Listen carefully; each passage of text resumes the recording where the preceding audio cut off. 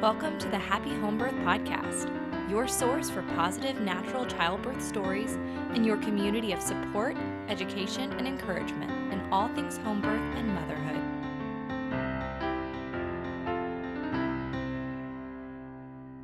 Have you ever looked back on a past birth experience and realized, wow, I didn't actually know how powerful my body was?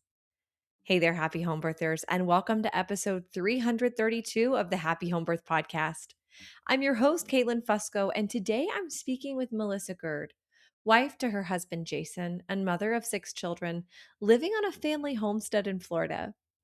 Melissa shares the progression of her birth experiences over the last decade, from medically managed hospital births to a frustrating cesarean in 2020 to finally discovering the peace and redemption of home birth. Let's get started. Please remember that the opinions of my guests may not necessarily reflect my own and vice versa. And the show is not medical advice, it's an educational tool. So continue to take empowered responsibility for your health and your family.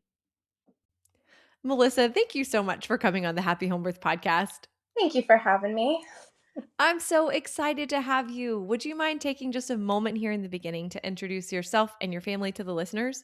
I can. I am Melissa, and I am the mother of 6 sweet children and the wife of my husband, Jason, who is just the greatest husband and dad I could have ever prayed for. Supporter in all things. So it's great. Oh, wonderful. Oh, and we live in Florida. Yeah. Nice. What part of Florida? We're in like the central western part of Florida. It's hot. That's where we are. We're in some part of Florida. Yeah. We don't live near the ocean anymore. We live more like in a farm area, which is really awesome. Neat. That's so great. So you have 6 children, and clearly you have learned so many lessons through this experience. So this is going to be such a fun conversation because I feel like we're going to get to really glean like, okay, what was this journey like? What have you learned throughout? Where did you start? Where are you now? So can we just go back to the very beginning? Would you tell us where you were, what you and your husband were thinking and processing as you became pregnant for the first time? I would love to. So, we actually were in our first year of marriage, and we got pregnant really quickly after our wedding and had always planned on, oh, we're going to get a puppy for our first Christmas. And God said, no, we're going to give you a baby for your first Christmas. And so we got our sweet Emma in December, and it was so exciting and just we loved it. It was kind of a journey. I ended up, having some medical stuff come up because I was not taking good care of my body at that point in my life and ended up on bed rest and induction. And it was a really rough delivery. But she came, and I kind of abandoned my thoughts and plans I had had for a natural birth and just said, well, I guess this is fine. And really leaned into the medical side and said, this worked out great for us. And that's kind of how we entered into our second and our third. Just didn't have that natural mentality at that point. Okay, so interesting. So when you first were going through your pregnancy, it sounds like maybe you kind of considered having a more natural birth in the very beginning, but then with the way it unfolded, it was like, oh, no, maybe not for me.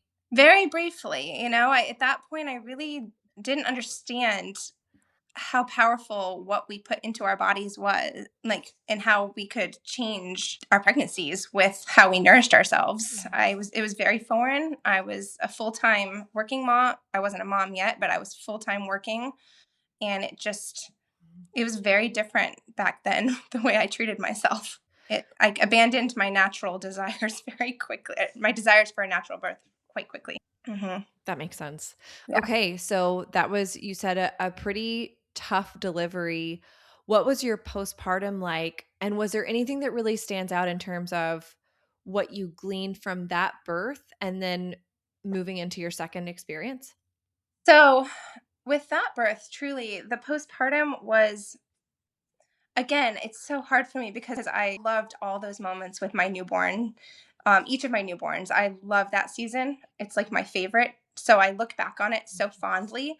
But then I do remember the challenges. We struggled with breastfeeding, and I had to pump and bottle feed her for the first 12 weeks. I remember just not giving up, and I was about to go back to work. And I finally just was like, well, I guess this is what it is. And out of nowhere, she just decided she wanted to breastfeed. And so that was beautiful. I remember that. And I remember being devastated that I was going to have to go back to work. It was like the Mm. worst thing in the world. And so, yeah, I went back with less hours. So that was good. Okay, gotcha. Okay, so that first birth experience, and then what happened with your second? So we got pregnant with her, and we had one of those moments in our life where we were like, okay, it was like an Operation Get Melissa Home. And so we went like full blown Dave Ramsey. Those of you familiar with him, you know, his protocol and tenets. And we were just like saving and changing so much. And so that's what we did. And we started eating at home, and the pregnancy was really smooth, like really unremarkable. We found out it was our second baby girl, and I kind of just went into the birth. It's gonna do whatever the doctors say and get her here as quickly as we can, kind of thing. I didn't have any medical issues, and I made it to 40 weeks. And oh, I do remember this now. My cousin had just given birth, and she had induced with castor oil and said it was great. So I was like, oh, why not? Anybody who's done that, don't do it. I mean, maybe do it under a midwife's care. Don't do what I did. 40 weeks came, and I was very impatient. I was like, we're going to get her here. And it threw me into labor. It did do that. I don't know that it would have Ugh. kept me there though. But I went to the hospital, and because of my history with, I had like the high blood pressure stuff with my first, they're like, we're just going to keep you. I was like, yes, thank you. Mm. That was my outlook then. And so we had Everly quite quickly that night. And she came 8 pounds, 9 ounces, exactly 2 pounds heavier than our first. Wow. So, I mean, but it all went beautifully. I didn't tear. I did everything they wanted, medical wise. And I just thought, like, this was great. This is what it should be like. Okay, I'm so curious. So you did the castor oil. I did. It did put you into labor. It did. So when you got to the hospital, are you saying that they also like they went ahead and induced you as well, like put you on Pitocin? Oh, yeah. So it had slowed down. I think had I been anybody else, and I happened to know the intake nurse too, and she was like, we're going to just get you in here. I mean, I was still of that mindset, give me what you need to give me. Let's get this baby out. Like I was very impatient, Yeah. and just, I did not understand birth at all at that point. Looking back, I'm like, oh, I was so clueless. So clueless. Mm. But, you learn something each time. And I learned not to take castor oil to induce labor again. It's a good lesson. Not for me. There you go. So, okay, so how was that postpartum season with number 2? And they're about 2 years apart, right? Or 2 and a They're half? 22 months apart. She came in November of 2018, and it was awesome. I ended up quitting my job during my maternity leave. And so I knew I wasn't going to go back to the hospital. I was working in an outpatient setting. And so I was super happy about that. I was going to kind of work more per diem in my field. And so that was really exciting. I was like, I'm not going to have to go back. I was going to schedule my work all around her nursing and naps, and that's what we did, and it was Mm. awesome. Oh, that's amazing. Wow. Yeah. Yep, I'm sure that was such a relief if that's what you had been working for. It's like, "Oh, we're trying to get me home. Let's get home," and then to Mhm. actually be able to be there and have that lifestyle. Oh.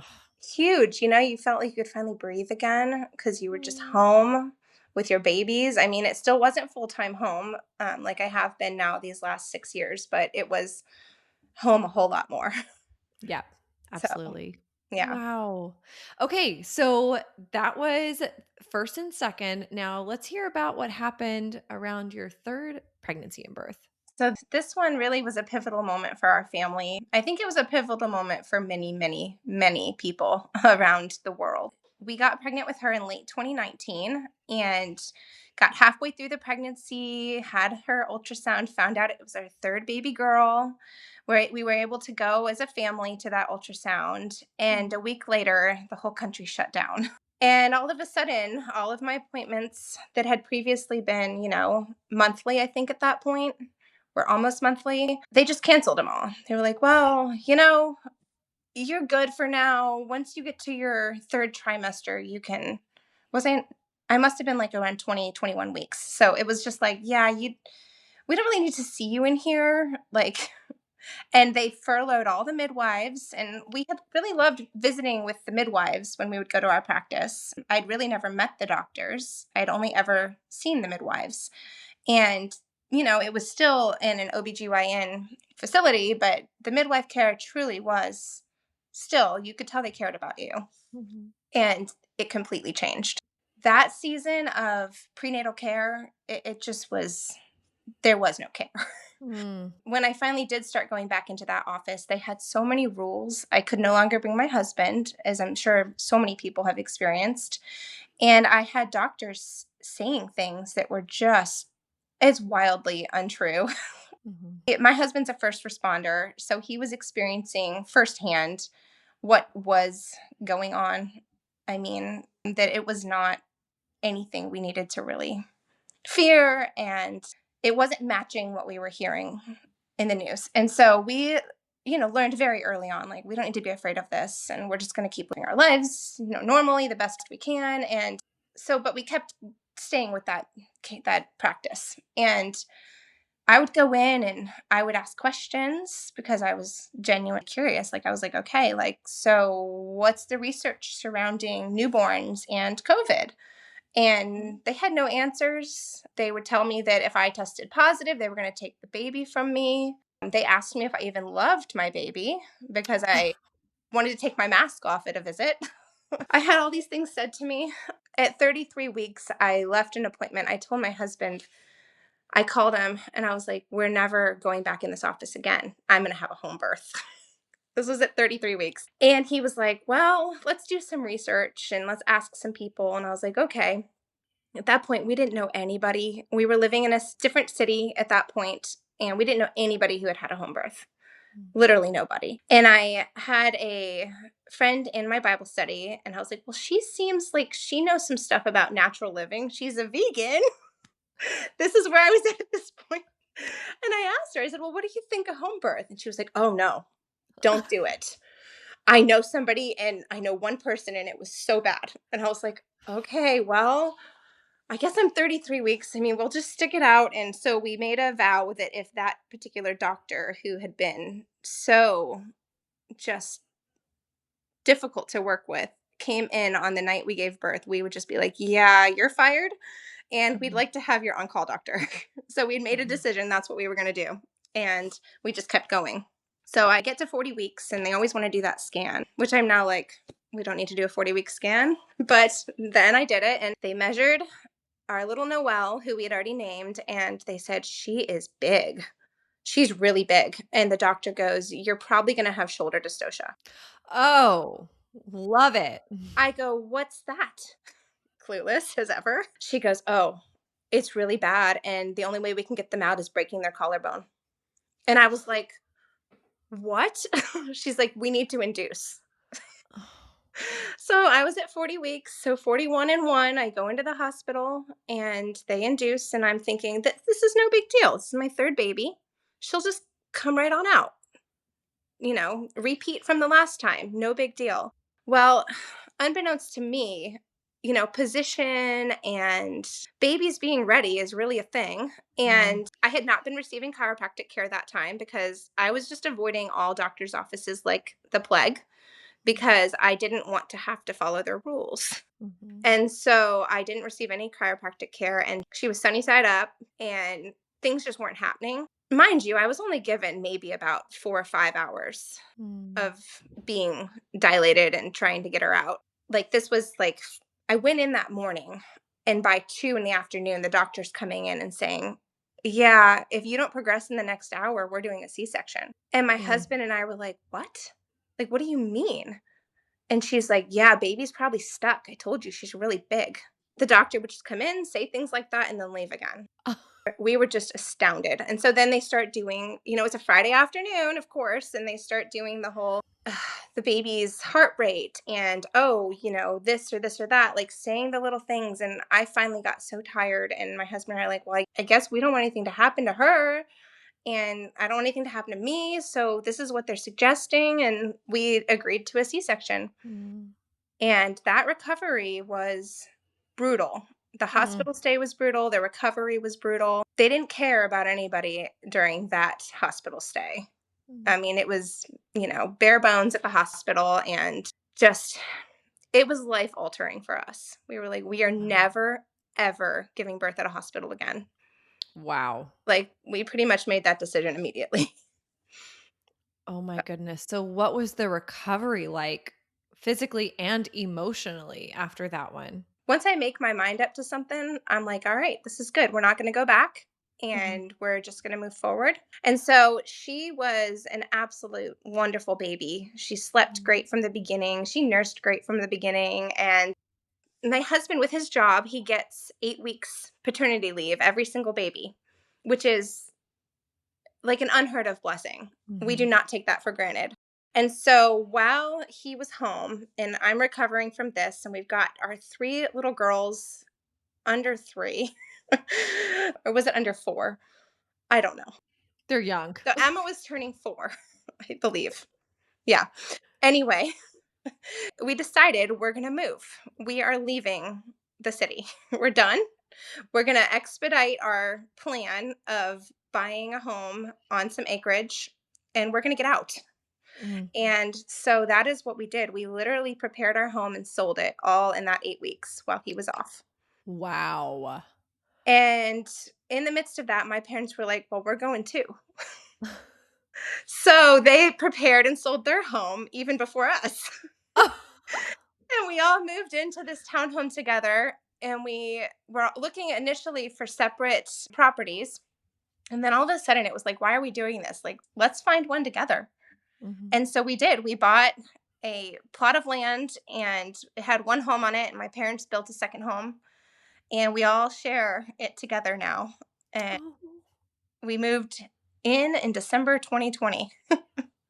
Wow. Yeah, Oh my goodness. Gosh, that is what a wild roller coaster. And it to was do wild. that immediately postpartum, woo, It was like, hats we're off. out. Yeah. It's like we And are burning it all to the ground. We are starting over. that's exactly what we did. And we were like, Yeah. this is it. And this has always been our dream. We're just doing it Mhm. quicker. Just now, right now. Now, right now, we're not waiting. We like started looking at different areas and we found this area and nobody was wearing a mask in Publix. And we were like, this is it.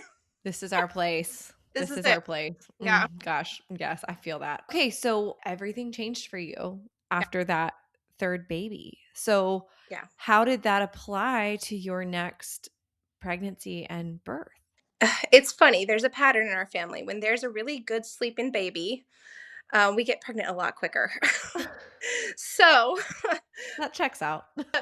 we ended up getting pregnant with Noelle in January of not Noelle, with our fourth baby, Hadley, in January of 2021, when Noelle was only like 5.5 to 6 months old. So it was really quick. And we were living up here, and it was kind of just a crazy time still. We were not settled into the house. I mean, we'd been there about a month and a half, but we knew we were not going to have a hospital birth. And so we immediately started doing research. Mhm. At that point, I had already watched the movie Business of Being Born. I was hooked. I was like, we're doing this home birth thing. Like, this is happening. And so I located the only midwife I could find that would commute to where we are. There's really nobody local. She lives an hour from us, and she was a godsend. I mean, the Mm. calmest, most reassuring personality you could ever find. And so it was just like, all right, like, this is great. We're in good hands and we're going to do this. And that was the extent of my preparation. Gotcha. I would watch some YouTube videos every now and again of home birth, but it was kind of an insane season for us.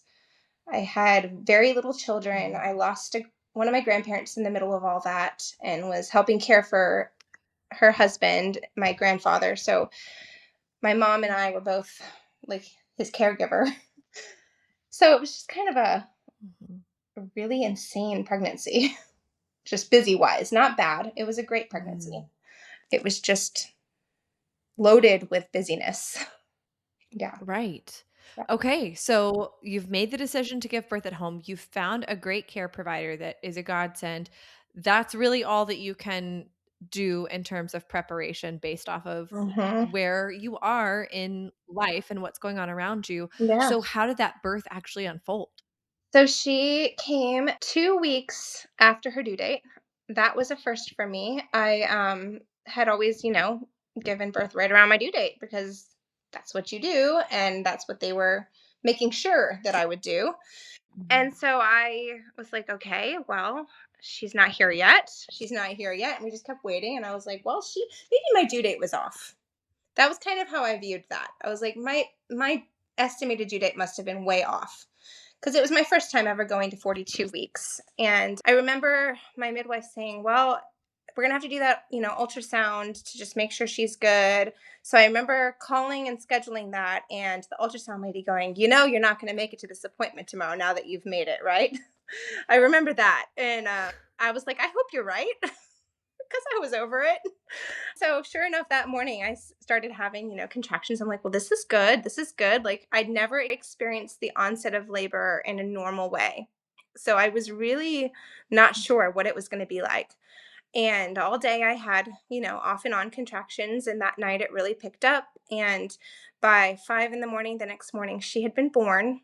And she was a surprise baby, the first time we'd ever done that. And so we found out she was a little girl.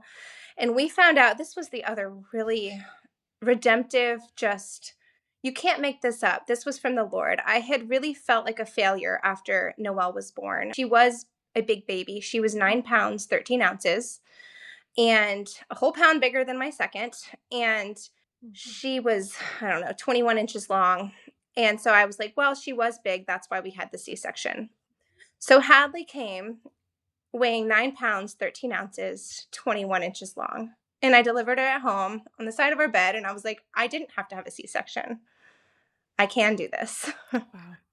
So I Mhm. remember that being just massively redemptive. I was like, thank you, Lord. Like, Yep. you created my body for this, and you're not going to create a baby within me that I cannot deliver. Like, that was a really, really neat moment. That's beautiful. Wow. So, okay, so you've made the switch at that point. You have given birth at home, this redemptive birth where your baby is the exact same size as your previous birth that turned into a C section. How did that redemptive birth kind of propel you into your next birthing or pregnancy and birthing experience? Well, after that, I was like fully hooked. I was like, home birth is great. I'm going to talk about it to whoever will listen. And at that point, I still really didn't know too many people. We had not started attending any churches nearby. I hadn't really met anybody yet. I was still commuting back and forth to where we'd lived before a lot because of my grandparents.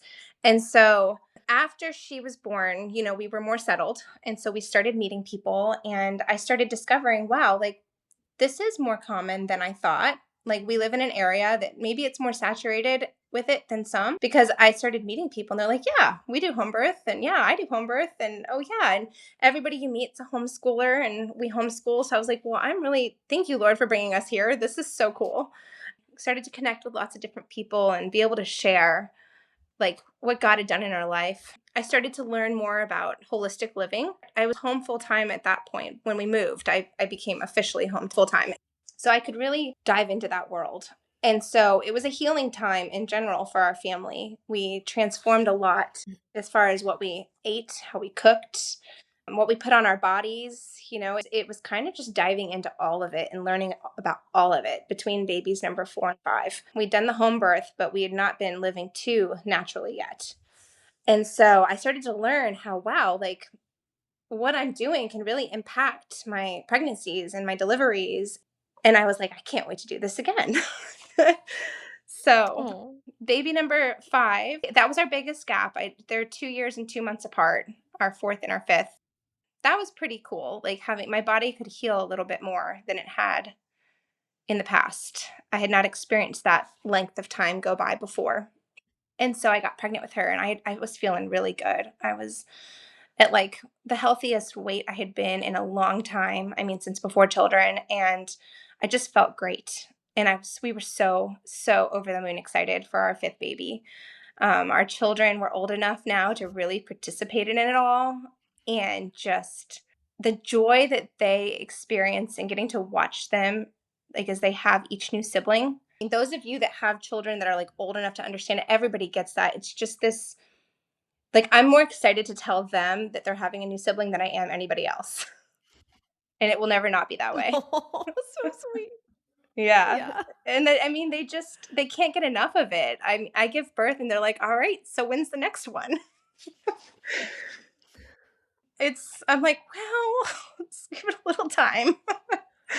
So, Annabelle's pregnancy was awesome. She was due in January of 2024, the beginning of January 2024. And so that last month of pregnancy, it was a great time of year to have your last month of pregnancy because you're really busy. You're celebrating, we had a couple birthdays in there and we're celebrating Christmas and Thanksgiving and New Year. And so January 6th rolls around and I'm like, well, is she going to come anytime soon?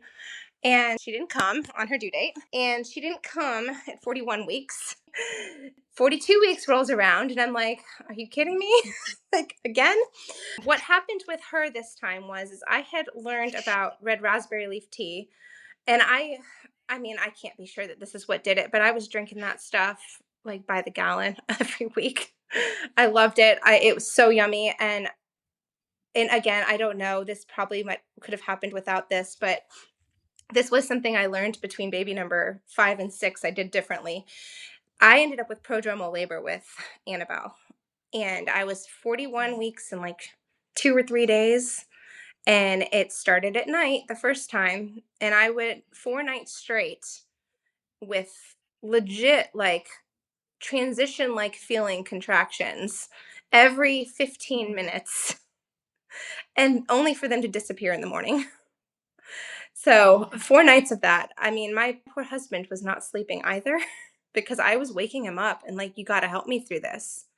Like, this is legit, but they were never getting closer. They just, they would come and then they'd go. And I hit my fourth day of this, and my midwife's like, "Yeah, you're like 41 and one. We got to go for that ultrasound." I was like, "Seriously? Like, you're gonna make me do this?" She's like, "I really need you to." I was like, "Okay, fine." We drove an hour to that ultrasound, and I was having like contractions that day in the car on the ultrasound table. I'm like, this is the worst thing in the world. We had a pop in at my chiropractor on the way home, and then we got home and they disappeared, only to reemerge again that night. And so the following day, it was going to be day 5 of that. I remember having this massive cry, like I just let it all out. And my husband, was there, and I said, I'm so scared. It was so hard. Like, I didn't anticipate my fourth. Like, I'd never had a natural birth before, and I was not prepared. I didn't really know what I was doing. And I was like, I'm scared. I'm scared it's going to be like that again. Like, I'm really scared. And she came, and I look back now and I'm like, oh, it wasn't so bad. But at that point, I was like, that was intense. And so I was afraid that after 4 nights of prodromal labor, I was going to have a 12-hour long, like it was going to be intense or something. And so I had that good old cry, and my husband's like, it's going to be all right. She can't stay in there forever. We had found out she was a fifth girl. So we knew she was a girl as well. And I was like, that's true. She can't stay there forever. And so that night when they started up again, they started coming strong and fast. And so from 5 o'clock to 10 o'clock, she was born at 10 o'clock. So I had a quick 5-hour labor, and it was beautiful. I mean, it was just, it really was. It was that prodromal labor did a lot of work for me. And I'm really happy that it ended up a quick labor. Yeah. Wow. Okay, so with your first home birth, you were in a in a season where things were really busy. There wasn't really a lot of time to prepare or focus on, how it was going to be to give birth. Yes. Then with your fifth, you knew you were giving birth at home. Did you do any type of preparation, or do you feel like that previous birth experience had kind of been enough to like let you know what it was going to be like and you felt kind of comfortable going into it? I did a lot more praying. I prayed a whole lot more in my Mm, fifth pregnancy. I exercised more, and I was, of course, eating so much healthier. I don't know. I just really felt at ease. I'm like, we're going to do this. And I kind of had more of a plan. mm, I was like, I'd really like to give birth in the tub. I want my lights. With our fourth, our house was kind of still in shambles. I mean, we didn't even have our bedroom put mhm, together at that point. It did not feel homey or cozy. Like it was home, but we were been there, mhm, less than a year. And we had been doing work to the house. And I just, this time I was like, I want the ambiance. I want it to feel cozy. I'd like to, have the tub here and the baby here. And we messed up and we didn't measure the hose. And so we ended up having to use a different hot water tank, the one on the back side of our house, which runs out of hot water very quickly. So the tub didn't happen oh that birth. no. It was not warm enough. I was like, we're getting out of this. One thing I do remember is becoming very impatient during that prodromal labor and just being like, why isn't she here yet? Like, seriously, like, this is Mhm, ridiculous. And being very like down on myself, like kind of having a pity party every single day. And that release of emotion when I finally cried and opened up about that I was scared, I was kind of like, okay, mhm, like we can move past this. And my husband knows how I feel now. The Lord obviously knows how I feel, and He's going to get us through this. And He did. And it was, I don't know, it was really. I just remember our oldest. Oh, this was the most beautiful moment. Again, seared in my memory forever. She stayed awake, and my parents were sitting out with her in the main part of our house. And my mom said when she heard, because she was in and out, but then I'm really a quiet kind of like I don't want the distractions. And so generally our first home birth, our kids were all too little. They were all asleep. We didn't wake them up and it worked out. It was perfect. This time everybody was asleep, but our oldest, Emma, she wouldn't go to sleep. She's like, no, I'm waiting for the baby. I know she's coming. I'm waiting. oh. All right. She was like, we were trying to keep that tub hot, and man, she's carrying pots back and forth, helping. It was so sweet. She's awesome. And so, baby Annabelle was born, 9 pounds, 9 ounces, just this perfect little thing. And my daughter Emma heard her cry. And my mom said that she started jumping up and down with just tears of joy streaming down her face. And so then my husband's like, "Come on, come in," and like so she got to come in and be a part of, all the measuring and the weighing and just all that beautiful stuff that you get to experience with home birth. That was the first time we got to do that with our children. Because the first time, like I Mhm, said, they were really little and just we kept them asleep. So that was really cool. yeah. I mean, I just Oof. again another thing that just it hooks you. Like, I just feel like home birth just one thing after another. I'm like, I'm so grateful for this. I am so grateful for this. This is how God made it to be. And every single time we've Mhm. done it, now Wow. 3 times, it's been that way. It's been just these little glimmers of thank you. This is so great. Oh my goodness. Just hearing that story of just a big sister so excited to hear the new cries of her baby Oh, sister. I'm it makes I'm me crying now. So like, oh, she's just, it was so, so sweet. And she had made like signs and cards for her and was like sliding them under the door the whole time I'm in labor. And I'm like, bless her heart. I'm like, some of the things that, it gets a little noisy when you're actually delivering a baby. And I'm kind of like, is she going to be okay hearing this? But she was totally fine. And so it was cool. And Annabelle has been from day one, just this unique little, my husband calls her chill baby. She has been from day one. She sleeps wherever, she sleeps all the time, like just so well. I mean, to this day, we say she's 2.5 or two, going on 2.5. And anybody who has a going on 2.5-year-old knows what it's usually like. Annabelle, you tell her, hey, it's time to go night night. Say goodnight to your family. And she marches by herself to bed and says, night night, family. Wow. Like, I mean, that's just from day one. She has just been a joy. So, Oh. I mean, maybe you know where that's going now, but we got pregnant when she was 6 months old. She was such a sweet, chill baby. And two, I remember this too. My husband goes, she was maybe a month old, maybe not even. And he goes, you just want to be a big sister, don't you? And I remember being like, what? It was just he could tell. It was written all over her face. I know. It was so crazy. And I mean, she's the best big sister.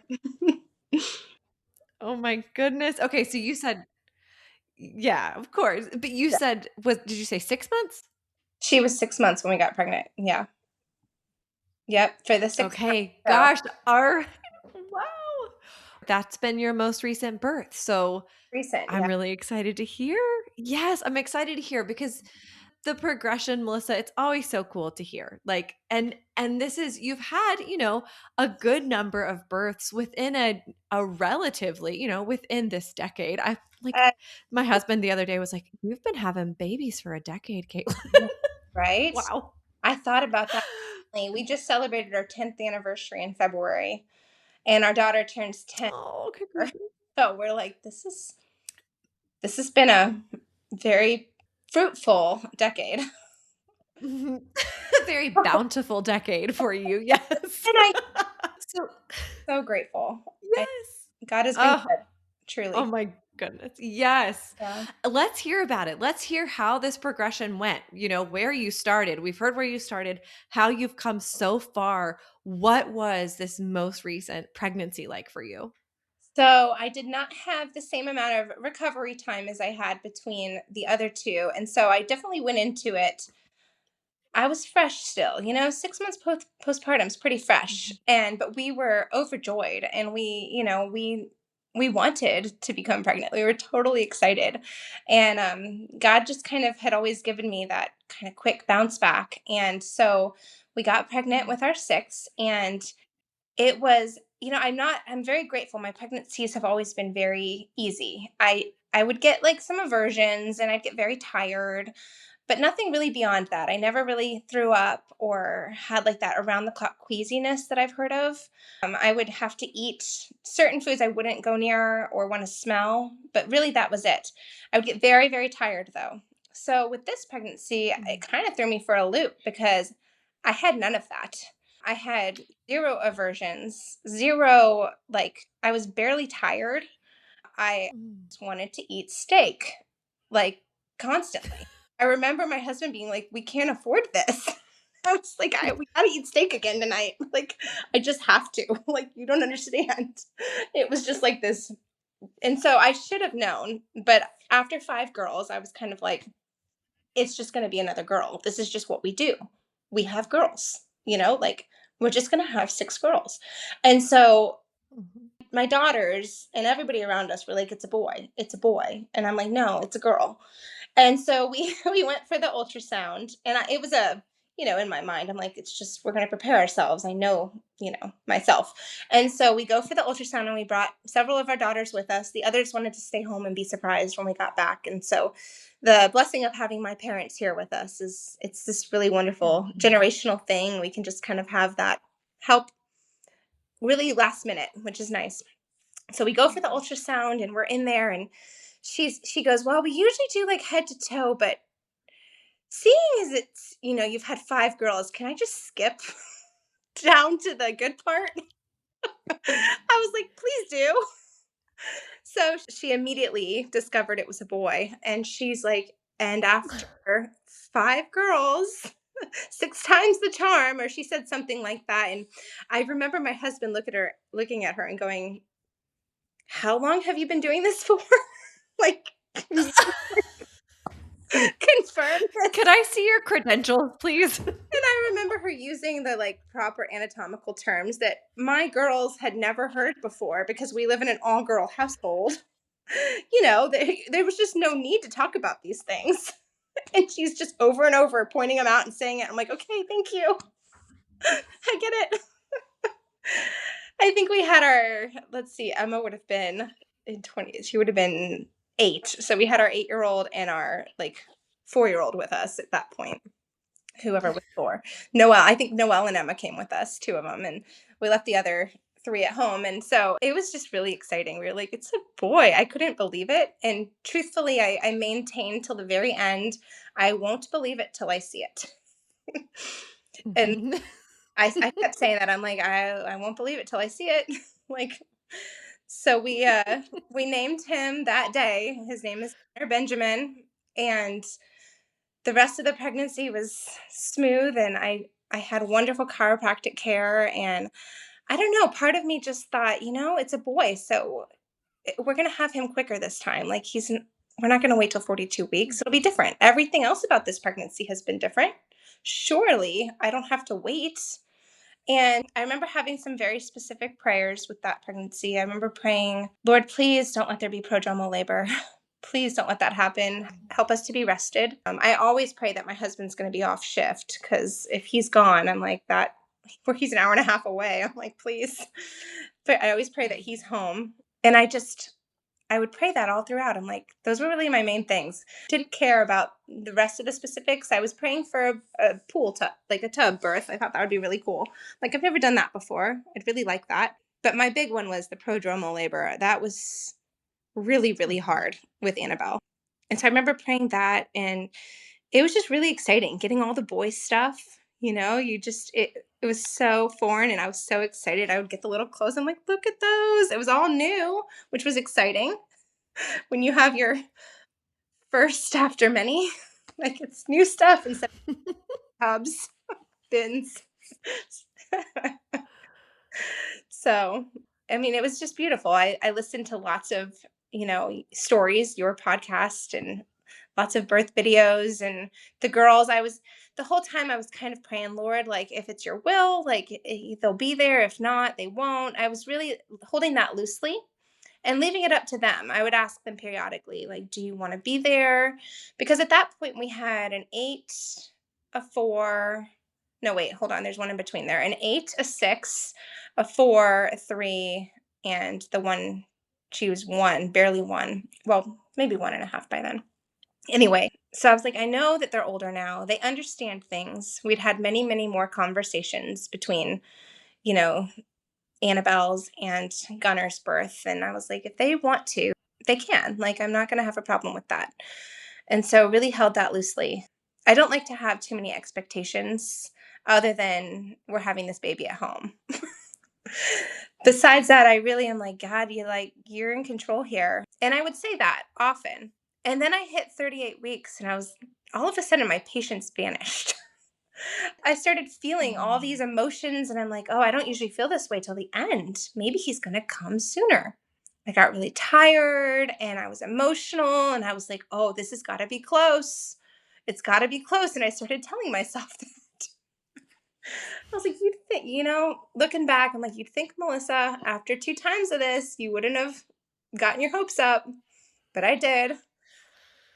I was like, it was a long 4 weeks of thinking it was around the corner. Oh, It wasn't. it's so hard not to, though. It's so hard not to get your hopes up and think, "Oh, well, maybe it'll be different this time." I know, I know. And so I look back and I'm like, all right, God, you are working on me every single time we go through this.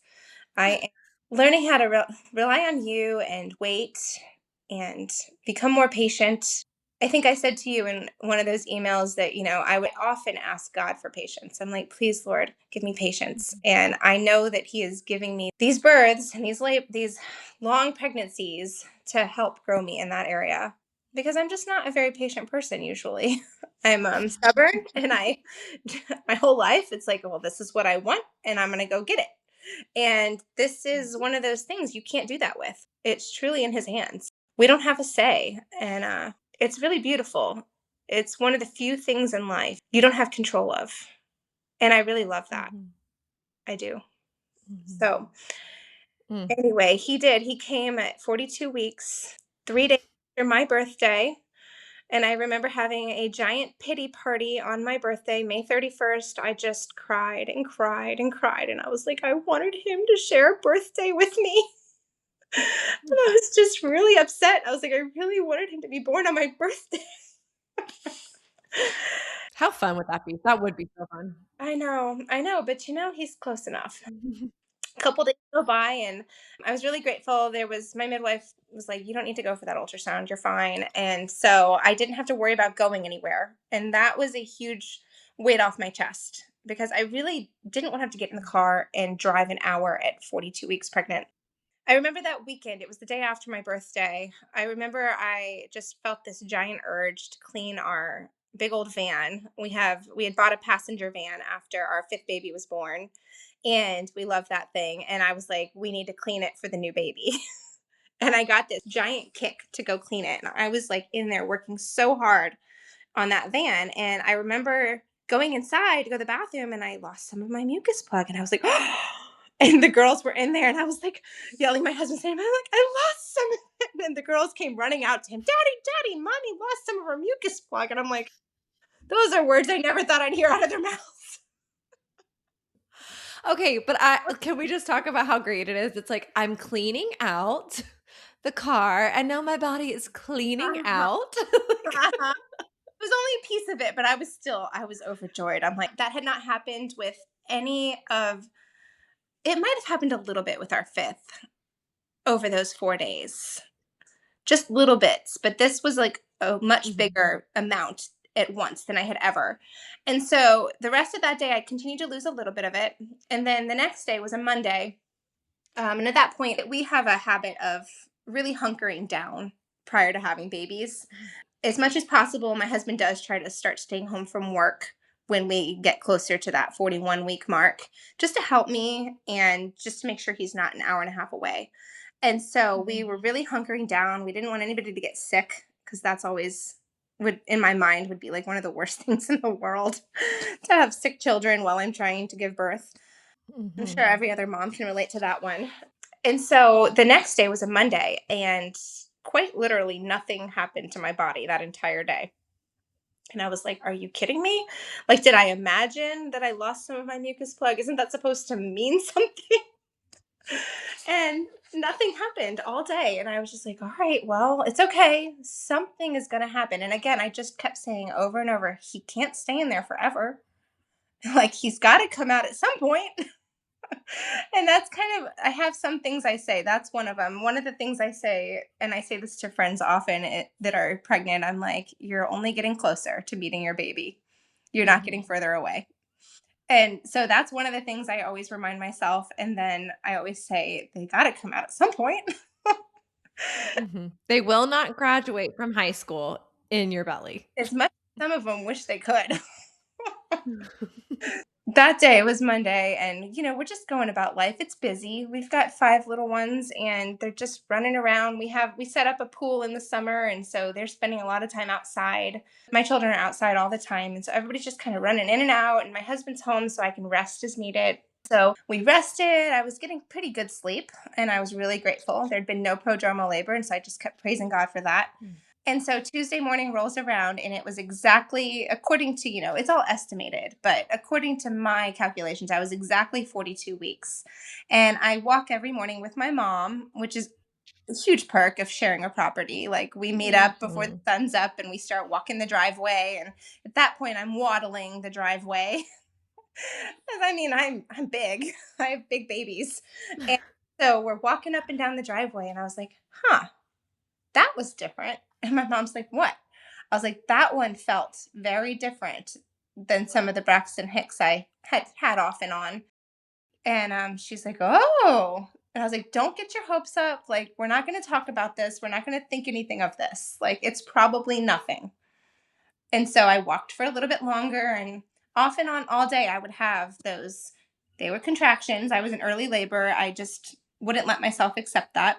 So we went through the Mhm. whole day. I was cooking meals for the family and putting babies down for naps and just the normal day. My husband's home still. And I texted my midwife sometime in the afternoon. I was like, listen, like, I'm having contractions. Like, I have to stop and kind of like think through these, like, Just, I get quiet, the kids know, and then I can keep going. They were probably 10, 15 minutes apart all day. And no big deal. That's why I was like, it's probably prodromal labor starting. Here it goes.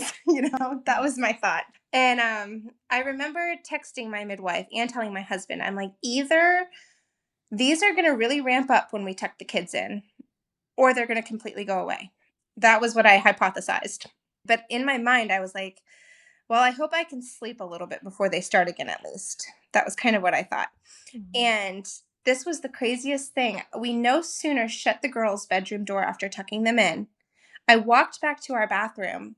I used the restroom and I was like, oh boy, this is real. Like, this is coming. And those contractions, it went from 10 minutes apart to 7 minutes apart. And it just, I mean, this is 6 children now. I kind of know how I'm feeling, especially after the 3 home births now. I had a much better gauge of what my body does, which was really neat. Like, it was the first time I truly felt I knew my body, because I feel Mm. like with our fourth, it just kind of happened to me, and I didn't cue into any of those feelings as they were happening. And then with my fifth, I really experienced like what active labor felt like, and Mm. pushing baby out and all of that. Like, I really just, I don't know, it stayed in there that time. And so with Mhm. Gunner, I was prepared. I'm like, this is what my body does. And so I knew, I'm like, this is happening. And it was 7:30 p.m., 8 o'clock maybe. And it was probably closer to 8. And I told my husband, I'm like, there's no resting. And my midwife is like, well, try the mile circuit, see what happens. And I lay down, I'm like, no, no, no. Cannot lay here. This isn't going to work. And so I got up and kept working through those with my husband's help. And he's like filling up the tub, blowing it up, filling it up. And we have like a giant shower. So he's filling it up in there, because I really was like, I really want to give birth in the tub this time. I really, really want this. I want to know what it feels like. And I had several things I loosely held on to. I was like, I'd really love to be patient and not ask for my water to be broken this time, because that's one thing I had been bad about. I was like, oh, yeah, just bring my water and they're going to come a lot faster. And so that was something I was hoping for. And they just kept coming. And I remember getting the shakes, and I get Mm. really, really shaky when we're close. And I remember texting my midwife, I'm like, you probably need to come. Like, I know they're not this whole rule of, what is it, 411 or whatever it is. I'm like, we're not there. But I'm shaking, Katie. Like, you need to come. And she's like, all right, I'm coming. And I knew she was an hour and away. And so by the time she got there, I was in the tub and I was full blown like, this baby's coming. And so I think she was there maybe 30, 45 minutes. In the middle of all that, I was transitioning. Like, I know, I'm like, I don't want to, I can't. These are the things I always say, and I'm very like, I know myself now. And my husband's like, of course you can. And I remember looking up at my midwife and I was like, you should break my water. He goes, you said you didn't want to. I was like, I know what I said. I said, but Katie, if you break my water, he's coming. She goes, why don't you try just giving a little push and see if it'll break on its own? I tried it. I'm like, it's not working. It's not working. I'm like, I don't know. I'm like, my water bag's just really strong. And so she's like, are you sure? And I was like, I am very sure. So I made her do it. Bless her heart. She listened. I kid you not, that next contraction, I pushed his head out. I was Oh like, my I told goodness. you. And so he came after 2 contractions of having my water broken into the Mm. water. And the first thing I did was look. I'm like, he's a boy. He really is. He's I really believe it Gunner. now. He is really Gunner. And our oldest 3 had stayed awake. And again, they could have come in if they wanted to, but they all said they just wanted to sit outside the door and listen. So they were all 3 sitting outside our Mm. bedroom door, and we were like in the bathroom. So they could hear it all. And they knew as soon as he was born, they came running in. And that was so cool. They essentially saw him coming up out of the water and got to be there for all of it. And our oldest cut the cord again, and just, they were all in the middle of all of it. And it was so precious. It was Mhm. 3 hours start to finish when we tucked them in. Wow. That was pretty cool. I mean, we tucked them in. Clearly, the 3 didn't go to sleep, but the little ones were asleep anyway, the 2 youngest at that point. And that was good enough for me. I was like, my body was like, all right, Mhm. let's go. Your responsibilities as mom Mm. have died down, and now you can focus on the work that's ahead of you. I really do. That's happened to me. I've had pretty much all night labors, and I actually really like it that Mm, way because I don't have to worry about caring for all of the little ones. I can really focus. And so for me, I'm really grateful for that. It's neat. mm. Yeah. Oh my goodness gracious. I mean, it's just so beautiful. Just seeing the progression, seeing your kids as your kids get older, how they can be more and more involved and Mhm. just that special sibling bond. It truly is beautiful. It is. I love our big family. I love seeing these older children kind Mm, of rise up into this role of just, it's really neat. They just love one another so well. They do. And they see things mm. that Wow. I don't ask them to see, but they just jump to help each other so quickly out of love for each other. And they Mm, have so much fun together. It's like this mm. constant play date at home. And so baby boy entered the scene with his five big sisters. I like to joke that he has five moms, no, six moms, Mhm. because he is very, very well taken care of. And then the other thing I joke often Mhm. is this boy needs a brother to kind of humble him a little bit. Yes. I mean, He needs somebody to he's not walking yet. That's so funny. That's kind of where we're at. He's about to be one. Yes, he'll be one next week. Yep. And he is so, so sweet. I mean, it's been so fun. Like, boys really are, from the very beginning, Mhm. just innately designed different.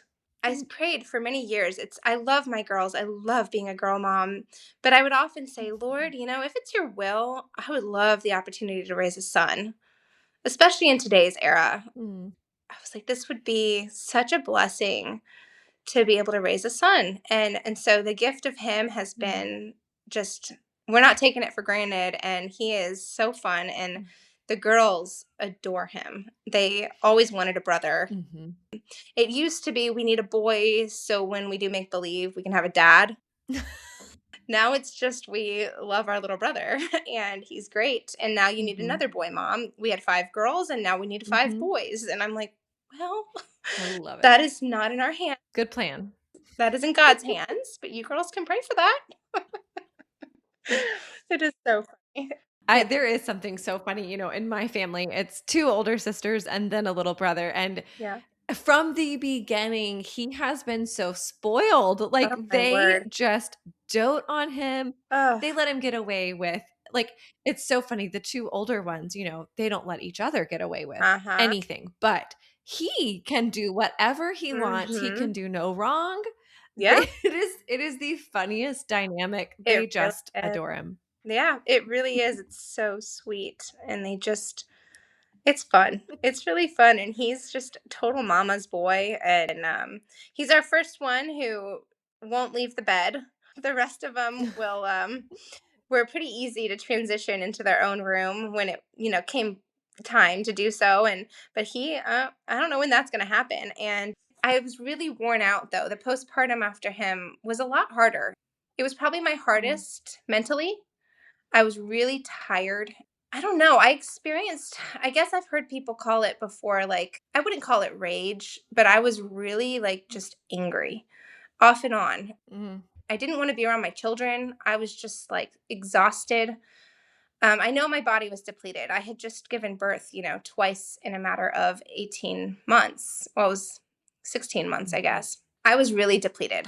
And so I'm sure there was things I mhm, probably could have done to help with that, but I don't know. I mean, I'm getting older too, and I'm just like, I knew I needed a break. And my body mm, didn't usually give me a break. Usually, I was ready to go again after 4 months, and I was like, "Oh Lord, I cannot do this again." And you can try to control those things as best as you can, but I was like, I really hope my body has a break this time. And I was praying for that. And that's the coolest thing is God has really heard that prayer, and I literally have not gotten my cycle back yet for the first time in all six kids. Wow. Oh my goodness, that's wild. Yeah, it is really wild. And I mean, part of that is I know he's in our bed.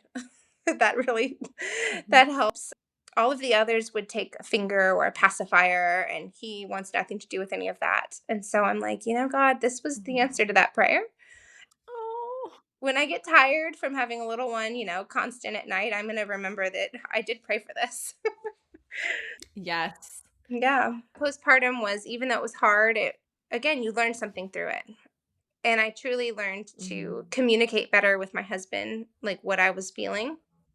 And I was able to just be like, I Mhm. really need this from you right now more than usual. Like I'm kind of feel like I'm hanging on by a thread in some of these moments. And so I'm so grateful that he's home and he can just be there for the girls when I couldn't. It was just really neat. And my parents. I mean, both of our parents are nearby, but it's that generational living is the hugest blessing. I Yeah. I can't speak highly enough for it. Yeah, Melissa, like you hear a lot about like big pharma ads. I feel like you're a big family ad. Like you should do it. You should do I it. It's love great. it. We love it. We really do, and we kind of go. We take them. I mean, my husband is always like one by one. Like we kind of wait Mhm. on, see what God really has in store for us. And if he ever slams that door, I'm like, he's gonna have to slam it very firmly for somebody like me. Because I can't get enough. It's that newborn Mhm. season, truly. I'm like addicted to it. But I also watching my older ones with the younger ones, Mhm. I love it. I love watching it. It's truly such a blessing, and I do feel like it's the way God designed families to operate. And I'm grateful he's given us that Mm. family, It's cool. It's really Wow. cool. Oh Yeah. my goodness, Melissa, this was incredible. This was such a beautiful, just I love the way that we got to go through the entire sequence. You are such a gifted storyteller and so good at sharing the important aspects, and it was just an incredible journey and such Thank an honor. Melissa, thank you so much for coming on the Happy Home Birth podcast. Thank you so much for having me. It's been really neat to be able to talk through all of this. I think it's the first time I've ever done it. So thank you. Well, I'm honored. Yeah. What a beautiful conversation.